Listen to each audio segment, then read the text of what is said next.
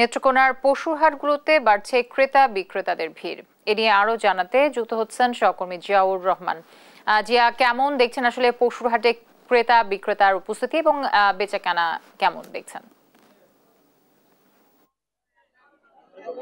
জ্যোতি, আমি যদি আপনাকে জানাতে চাই যে আমি যে পশুর হাটে দাঁড়িয়ে আছি, এটি হচ্ছে নেত্রকোনার একেবারে হাওর উপজেলা মদন সদরে মগরা নদীর তীরে এই বাজারটি গড়ে উঠেছে প্রায় 100 বছর আগে। এটি দেওয়ান বাজার হিসেবে এখানে অন্তত 10টি উপজেলার মানুষের কাছে কিন্তু পরিচিত।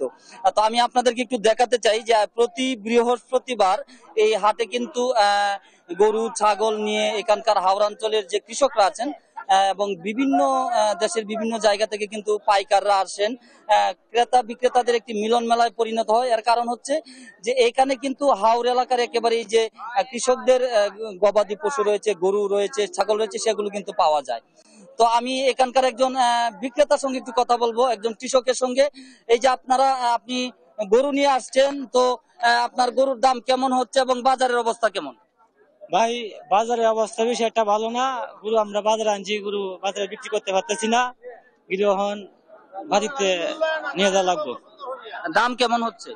দাম ভাই, এটা 1,40,000 দাম চাচ্ছি, 10-15 বলছে আর কি।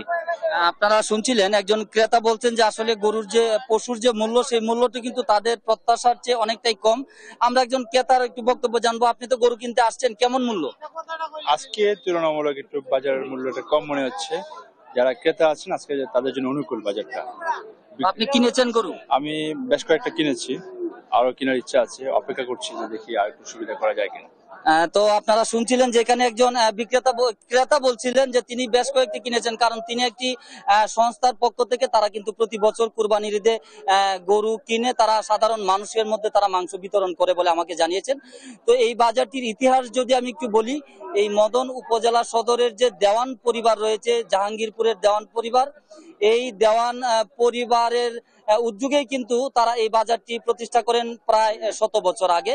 এবং এই দেওয়ানদের যে পূর্বপুরুষ, তিনি ছিলেন কিন্তু ইশাকার ভগ্নিপতি মজলিস জালাল।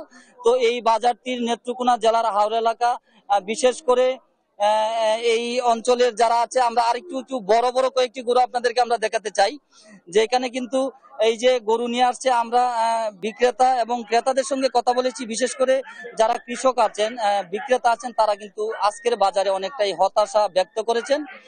তবে অনেকেই মনে করছেন যে আগামী দিনগুলোতে হয়তো কুরবানির যে বাজার এখনো তেমন একটা জমেনি, তবে এই বাজারটিতে আজকে বেশ কিছু গরু ছাগল নিয়ে কিন্তু কৃষকরা, পাইকাররা তারা এসেছিলেন, কিন্তু তেমন কোনো ক্রেতা নেই। তবে তারা প্রত্যাশা করছেন যে কুরবানির বাজার ধীরে ধীরে জমজমাট হয়ে উঠবে এবং তারা কিন্তু তাদের যে প্রত্যাশিত মূল্য সেটি তারা পাবে। আরেকটি বিষয় বলি, এই কুরবানির ঈদকে সামনে রেখে কিন্তু নেত্রকোনা জেলায় 161টির মতো বাজার।